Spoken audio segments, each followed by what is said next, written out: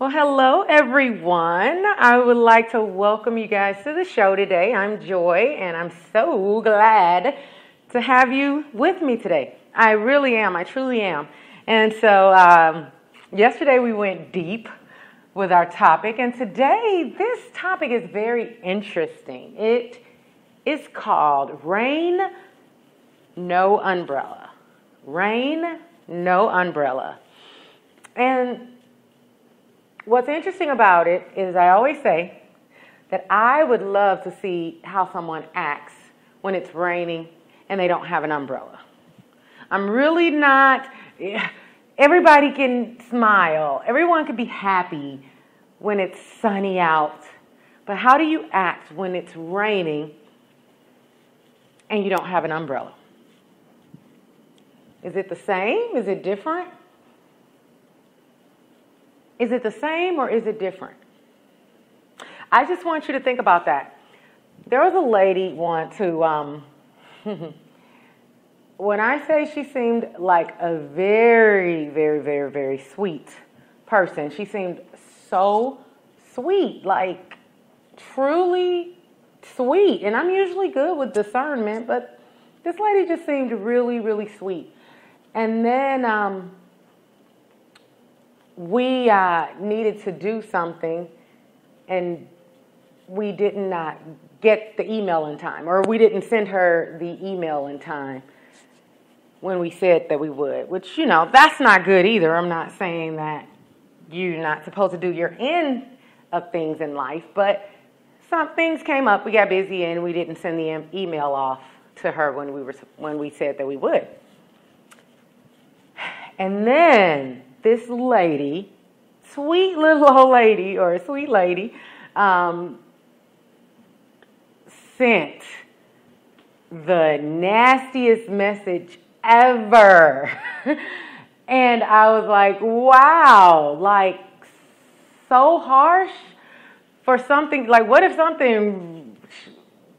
you did something really bad, like accidentally hit her dog with a rock? I mean, I'm just saying, you know, like something else that would be considered more important than like not sending the email in time.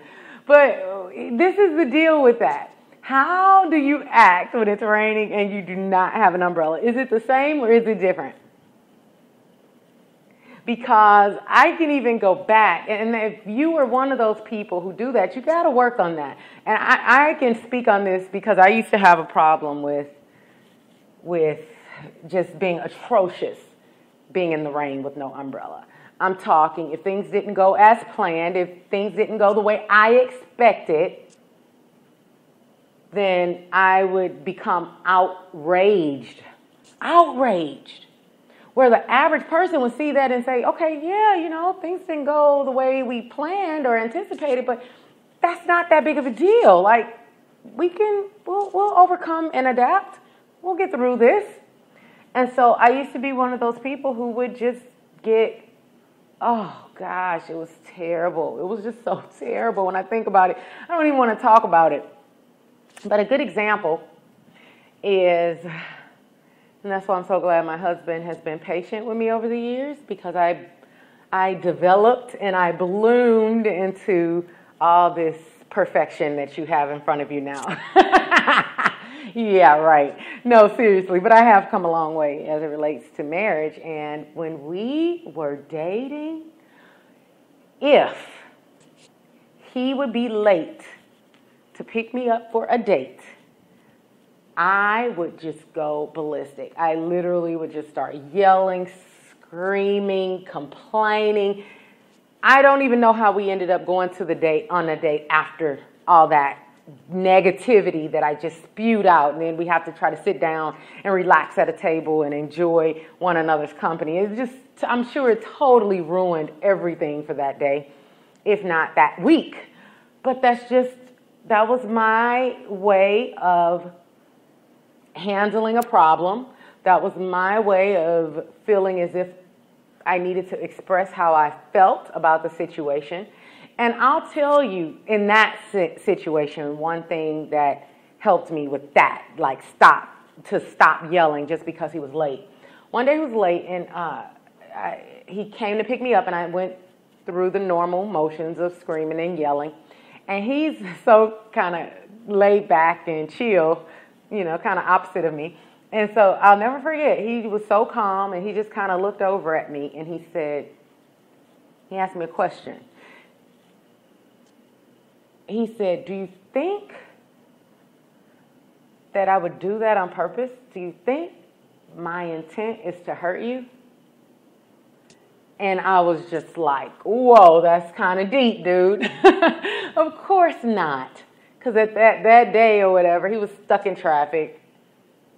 And so he was like, I wouldn't do that on purpose. I wouldn't do that to purposely hurt you. So when he asked me, and especially when he put it in question form, do you think I would really do that? Then I said, okay, he's right. His intent is not to hurt. He wouldn't do that on purpose. So me yelling, screaming to the top of my lungs, it's only making it worse. How to resolve conflict. They say the number one reason for divorce is not being able to resolve conflict. Yeah, they say financial stress and issues, but basically there's a lot of different issues, but the number one reason in any of those categories is the inability to resolve conflict. Inability to resolve conflict. And so now that when he asked me that question and it helped to change my perspective, my new perspective was like, oh, okay. I don't have to get outraged over that. Anthony Robbins, that's one of the first CD sets I ever bought as it relates to motivational speaking and personal development when I was 19 years old. And I'll never forget something that I heard on there. He said that if you were a wife at home and your husband came in late,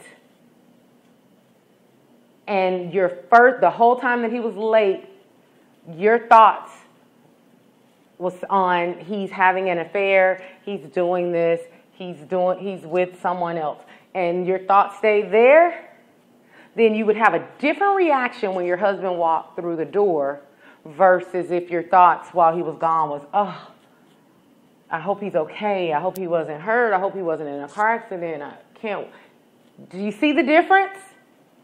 So with the first one, when your husband walks through the door, you're going to grill him, you're going to be offended, you're going to be frustrated, you're going to be angry, and the questions and comments that you make to him when he first walked through that door are going to be filled with anger based on what you were thinking during that time he was gone. But if the time he was gone, you felt that he was possibly hurt when he walks in, you're going to run over to him, give him a hug, and say, oh, so glad you're okay. I was worried. Are you good? And you had a different perspective.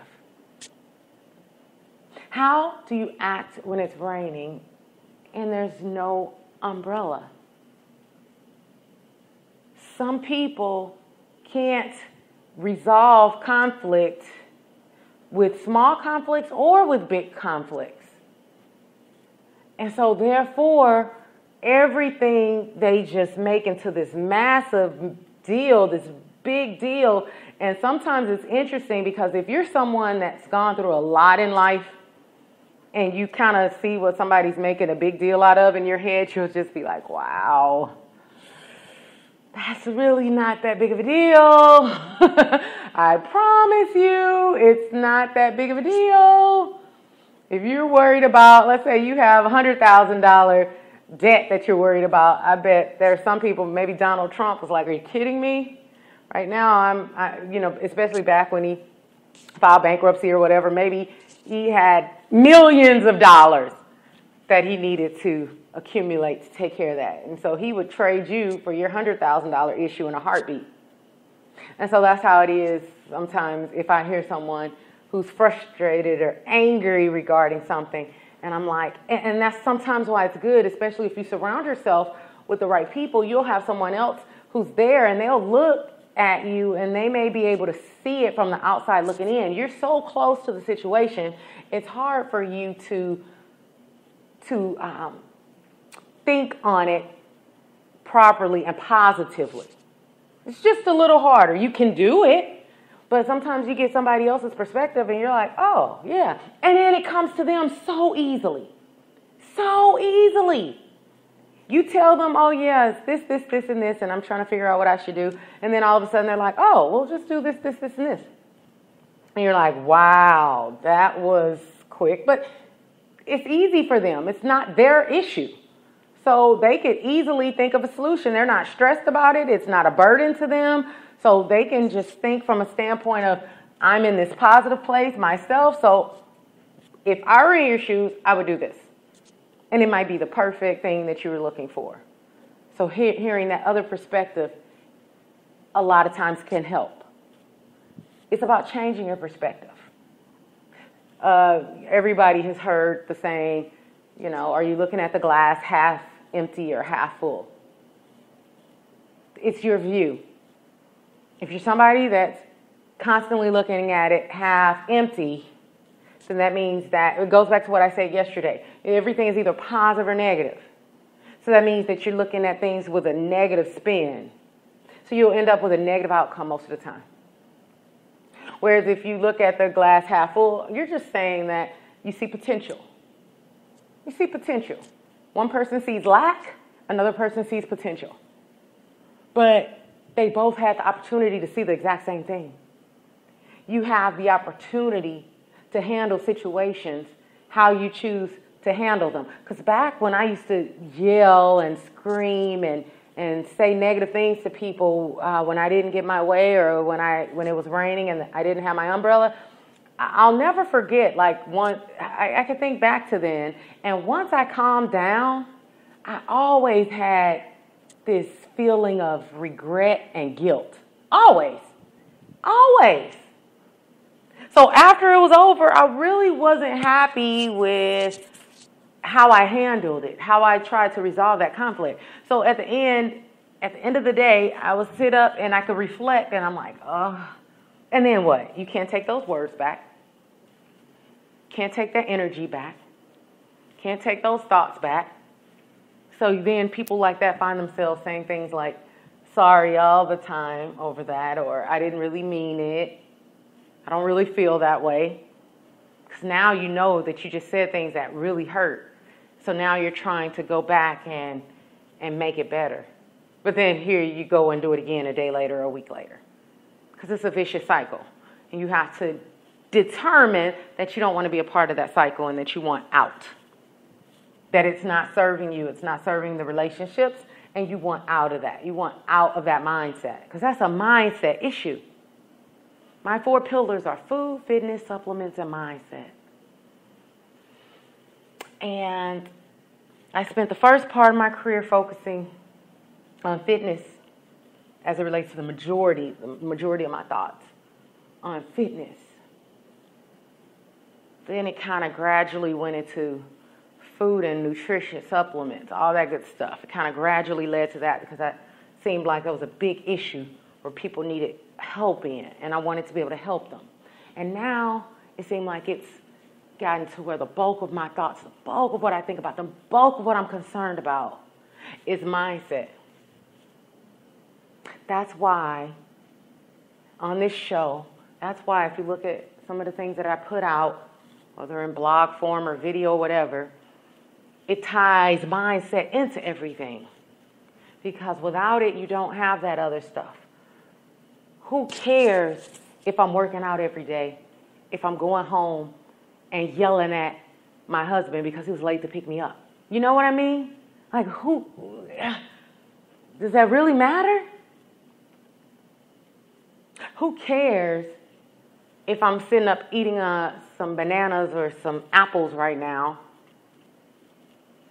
but then inside I'm having feelings of jealousy or frustration? Like, really? Or inadequacy. Like, does it really matter? Because we want the complete benefits of health and wellness. We want it to be this full circle, nice and full, everything well-rounded, complete. That's what we want. That's what the goal should be. And if we are leaning